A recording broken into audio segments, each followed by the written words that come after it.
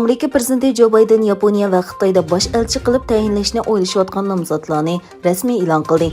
Oqsaroyning bayonotida Oqsaroyning sobiq bosh kotibi Rahim Isroil Immanuelning Yaponiyada turishliq bosh elchi, Tashqi ishlar ministrligining sobiq yuqori darajali xizmatchisi Nikolas Borsining Xitoyda turishliq bosh elchi bo'lib tanlanganligi xabar qilindi. İlgilenishicha, Xitoyda oilalarning 3 bolalik bo'lishiga ruxsat qilingan qonun ma'qullangan.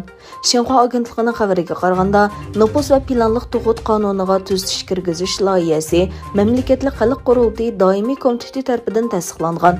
5-oyning 31-kuni Xitoy Kompartiyasi Markaziy komiteti bu vaqtda yig'in ichib, bu qarorning Xitoyning nopos qurilmasini taraqqiy qildirish, nopos qayerlashish masalasiga unumlikda qabul qilish va odam kuchi manbasini qo'g'dashni maqsad qiladiganligini e'lon qilgan.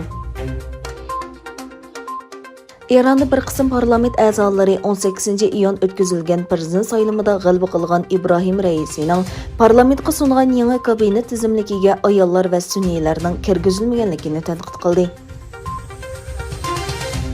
Turkiyadagi 150 ga yaqin Sharqi Turkistonlik o'quvchining g'alabalik o'qish bitirganligi munosabati bilan 21-avgust Istanbulda Sharqi Turkistonlik o'quvchilar o'qish bitirish murosimi o'tkazildi. Mazkur faoliyatni Xalqaro Sharqi Turkiston tashkilotlar birligi va a'zo tashkilotlarning qo'llashi bilan Istiqbo'raxon ilm va madaniyat vaqfi o'rinlashtirdi. Yevropa komitetining raisi Ursula von der Leyen Afg'oniston haqida bayonot e'lon qildi.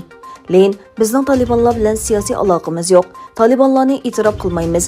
Biz faqat ular bilan insonlarning hayotini qutqizish uchun aloqalashdik dedi. Yana bir tarafdan, Amerika Davlat Mudofaa Ministrligi 14-avgustdan boshlab Afg'onistonning poytaxti Kabuldan 17 ming kishining yetkazilganligini, ulardan 2500 kishining Amerika fuqarosi ekanligini bildirdi.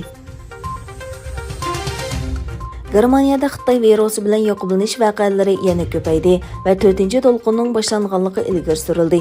Nurg'un rayonlarda faqat vaksina emlangan, kasal bo'lib saqaygan yoki tekshirish natijasi musbat bo'lganlarla yipiq so'rinlarga kira oladi.